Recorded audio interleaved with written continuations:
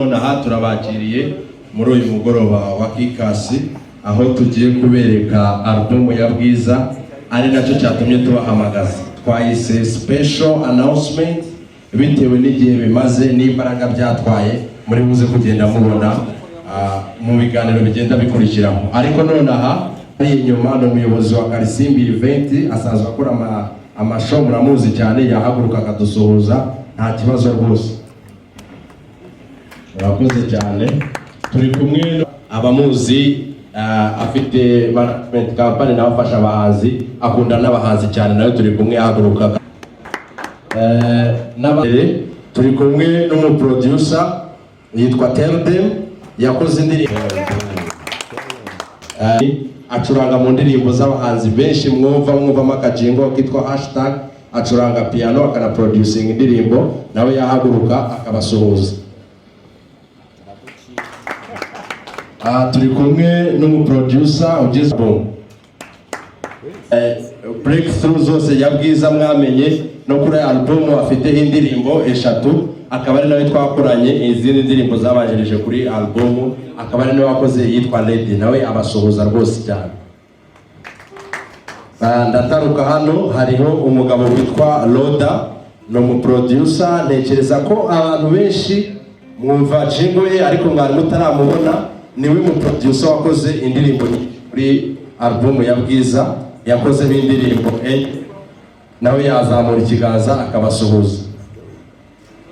Iruhande rwe hariho Dr. Kintu, niwe kugeza uyu munsi niwe CEO wa company Kikasi Music, nawe yabasuhuza. Nyir'ibirori we nawe mwamubonye ni Bwiza, niwe ufite umuzingo w'igitabo witwa My Dream, nawe araza kutuganirira byinshi, ariko nawe yazamura ikiganza akabasuhuza. Nubwo buryo nari bwakiremo abantu, nanakira buri munyamakuru wese uri hano tugiye kubana muri iyi gahunda. Reka asubize umusangizo w'amagambo adufashe kuri iyi gahunda. Merci. Thank you so much dear Claude from Kikasi Music. Warm welcome again. Ubwo nawe mwamubera amashyi kuri mwanya mwiza basha kutuintroduce abantu bose bari in this room. But then ntabwo turi buze gukunda ko kwemera ko ajya kure, kuko this project ni ya Kikasi Music yaherekejwe n'abafatanyabikorwa uyu munsi muri kubona hano.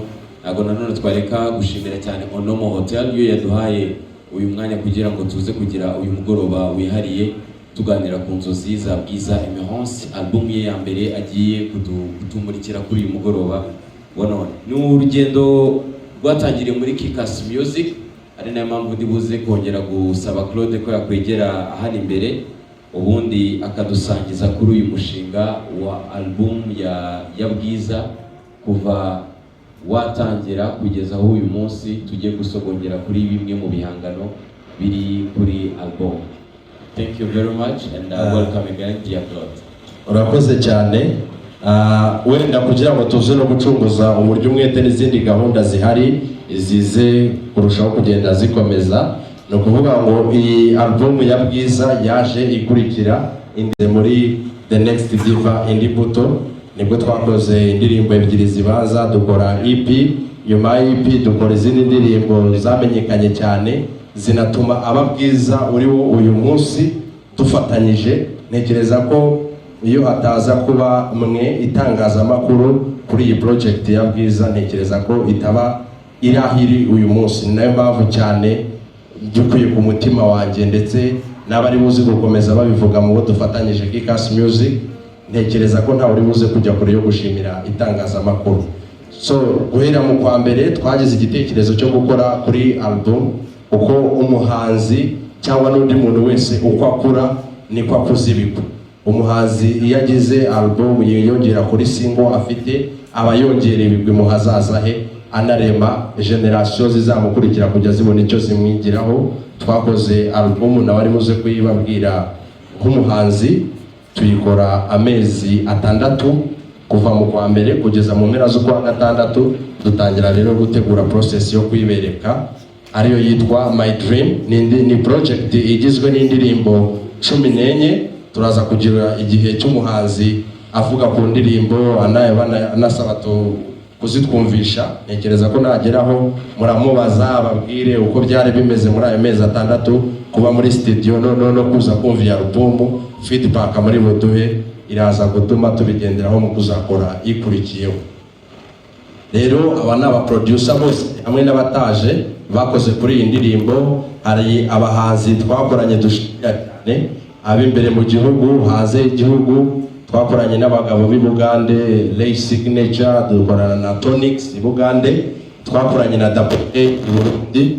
Hano mu Rwanda twakoranye na Chris's, dukorana na Juno, dukorana na New Bosco dushimira by'umwihariko kuri iyi project kuko yarahabaye igihe kinini nka 50% twabaga turi kumwe. Nubwo hari indirimbo twakuraga ahandi Bwiza yanditse, ariko 50% kuri iyi album New Bosco twabaga turi kumwe mu kureba uburyo twa correctinga bimwe mu bintu twazanye. Hari ibyo twasize, hari ibyo twemeje, so yari ari muri team yacu twifashishije cyane kugira ngo iyi album duhitemo indirimbo 14. Ndashimira Mico cyane, Mico the best, nawe yarahabaye kuri iyi project, yari ari muri team idufasha guselectinga indirimbo turi bushire kuri album. Twifuje gukora album y'indirimbo nziza, muraza kutubwira ikigero cyazo, gusa twumvaga ari album twifuza ko indirimbo 14 zose zaba nziza ku rwego rw'isi.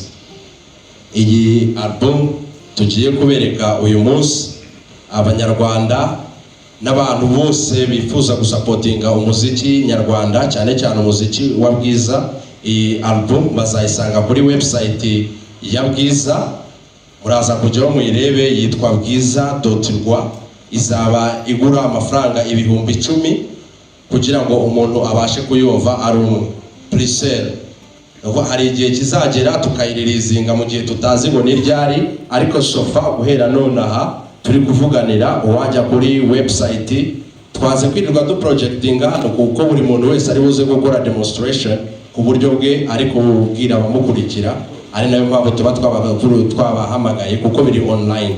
Ko n'ubundi gukora projection hano tukerekana ibintu kandi n'ubundi bikora uko bisanzwe, twabonye nta mpamvu yabyo. Buri muntu wese aho ari kuri telefone ye, kuri computer ye, biroroshye ko uri buze ku accessinga kuri www.bwiza.rwa, hanyuma ukareba details zose.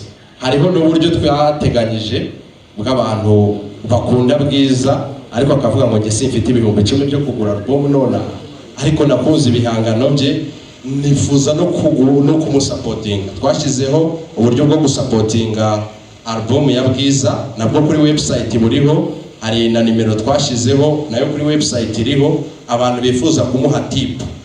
Abana kuzi indirimbo zawe ariko ahantu nibereye Nyagatare se, Irusizi, Butare, Musanze, nta bushobozi mfite no nabwo kuguha 10,000, ariko nifuzaga gusapotinga umuziki wawe. Hariho uburyo bwo gusapotinga uhereye ku bushobozi bwawe kugeza ku bushobozi utarenza ushyigikira umuntu, nabyo biriho kuri website. Ndetse no mu biganiro byihariye tuzagenda tugirana na buri umwe uri hano, ntekereza ko tuzajya tugenda tuganira birambuye. Ko ntekereza ko mwese muri hano twifuza ko twazagira ibiganiro biri personal, tubasobanurira uko gahunda imeze. Icyari kigenderewe uyu munsi no kuza kubumvisha kuri album, tukababwira ko website ya Bwiza.rwa yamaze kugera hanze kubifuza kugura pre-sale no gushyigikira cyane cyane umuziki wa Bwiza, nayo ko yamaze kuba tayari. So ntekereza ko ibindi bintu byinshi turi buze kugenda tubyumva muri team, ndetse nawe ku mwanya w'ibibazo uri buze kugira ikibazo araza kutubaza. Turasageza na mugenzi wanjye twateguranye gahunda, ubwo nawe araza kugenda nyuganiraho. Murakoze cyane. Thank you so much again, Nadia Claude from Kikas Music. Mwamukomera amashyi kuko ni statement ndende. And now I can bring out my presentation. My name is Hamisa.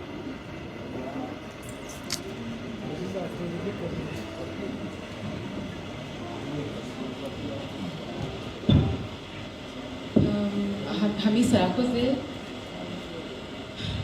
Mbere na mbere ndabanza kubashimira ubwo mwemeye ubutumire bwacu muri hano uno munsi.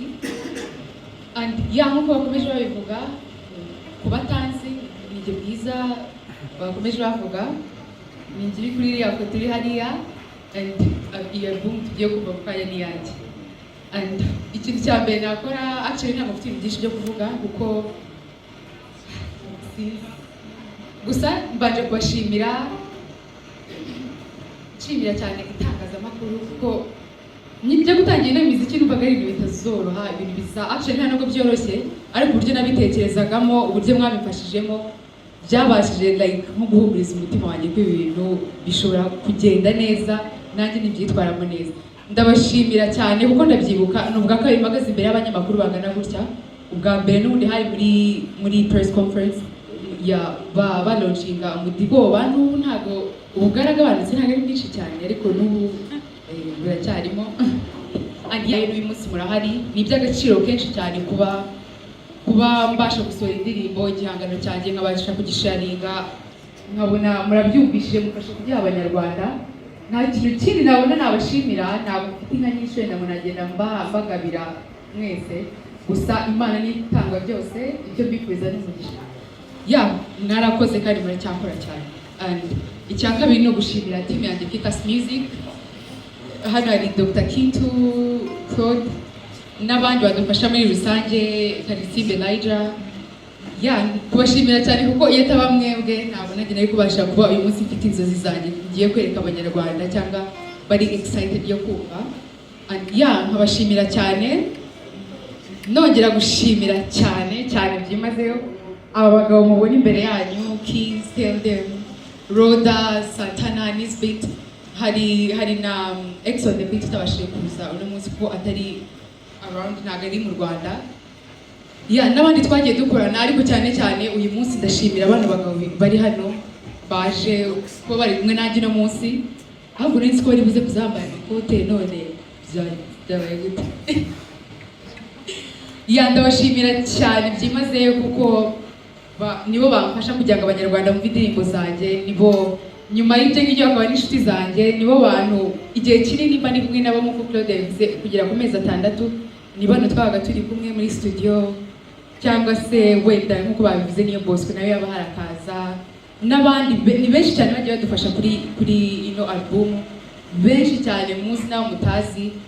Ndabashimira cyane, babyumve ko mbashimiye kandi ndanabakunda cyane basa. Ikindi ni kuri album yanjye nk'uko babibwiriyeho indirimbo 14, hakabaho collaborations nagiye nkora, abahanzi mwabonyeho nabo ndabashimira cyane kuko ni benshi nifuje gukorana nabo nkanabaapproachinga, bamwe bikanga abandi bikemera, gusa ndabashimira ko batari hano ko byaremeye kandi bigenda neza ikindi byose byibagirije kubabwira, gusa no kubashimira no kubabwira tugiye kumva album yanjye, comment zanyu muri hano murize kuzimereza tuganire ikindi ni ukumfasha kurigurisha nk'uko mwamfashije abanyarwanda bakambona uno munsi, ni ukumfasha nabo bakabona album yanjye nk'uko mwamfashije abantu bakamenya kuri EP yanjye. Actually niba ari ikintu nkunda cyane no kujya ahantu kure cyane, nigize kugira usizi ntangazwe no kumva abantu baririmba, bari kumbwira ndirimbe Lolo na Chris Easy, bari kumbwira ndirimbe indirimbo nyinshi kuri EP yanjye. Rero I'm pretty sure yuko mbasaba kugira ngo namfashe ino album irenge kure cyane ukuntu nakoze EP, expectations nari mfite nizo mfite uno munsi, nongera kubasaba mu bushobozi bwanyu mufite mwongere kunshyigikira, asigaye murakoze, Imana idahana umugisha. Thank you so much beautiful Bwiza wa Kwediva wo kuri mugoroba, mwamukomeye amashyi. Mwiriwe.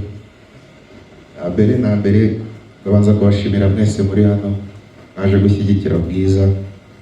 Ndi umuntu udakoze kuvuga ibintu byinshi, gusa nishimiye kuba narakoze kuri project z'uyu mukobwa.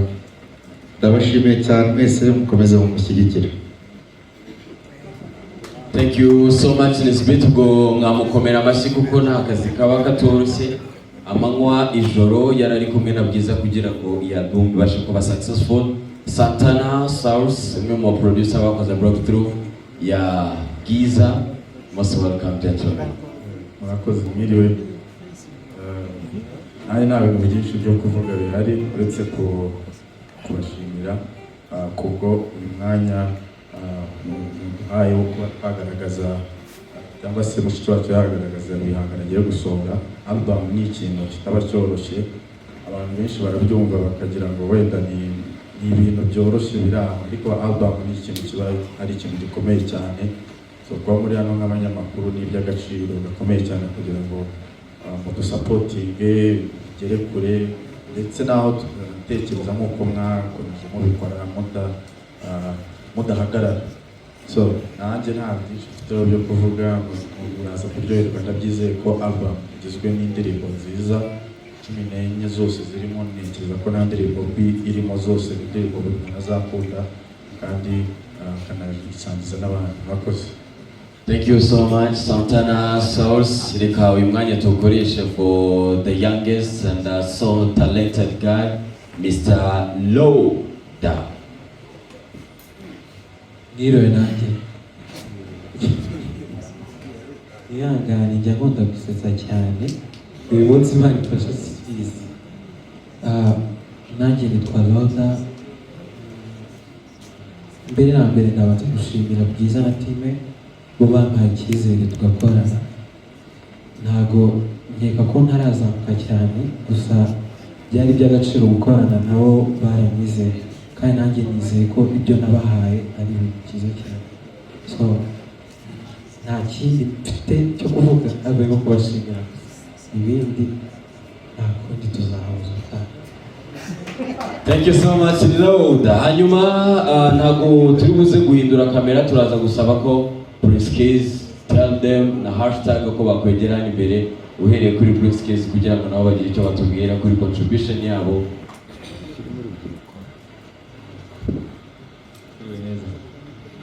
Iriwe neza.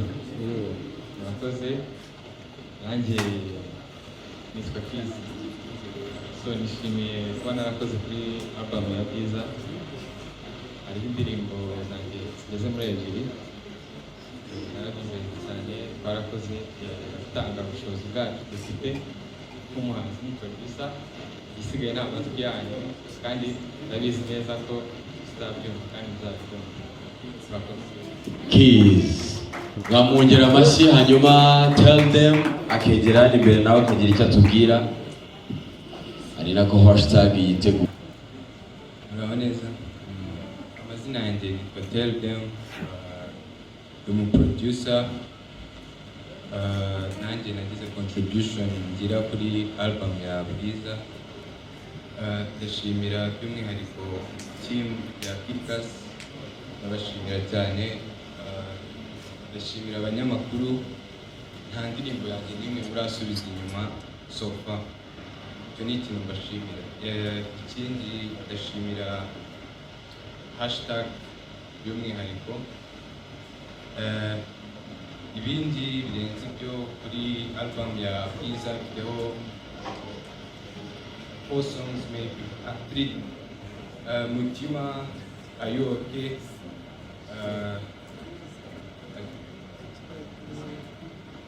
Nikotam. Izo ndirimbo ndabasabye muzazumve, ni indirimbo zerekana Tell Them. Imana ibamugisha. Turaza kuzumva listening. Thank you so much, Mr. Tell Them. Hashtag yakwegera hano imbere kugira ngo nawe agire icyo atubwira, then tugakomeza kugira ibihe byiza. Mr. Hashtag very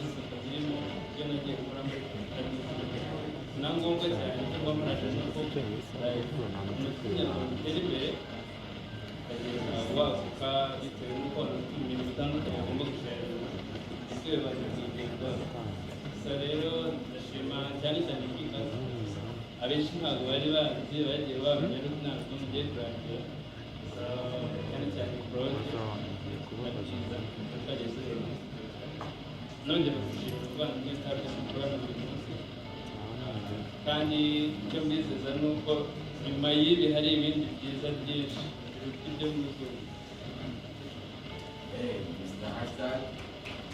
cyane hashtag ubwo mukomera amashyi, hanyuma uyu mwanya nkongera kuwukoresha mpamagara Claude twegera hano imbere akagira icyo adusangiza mbere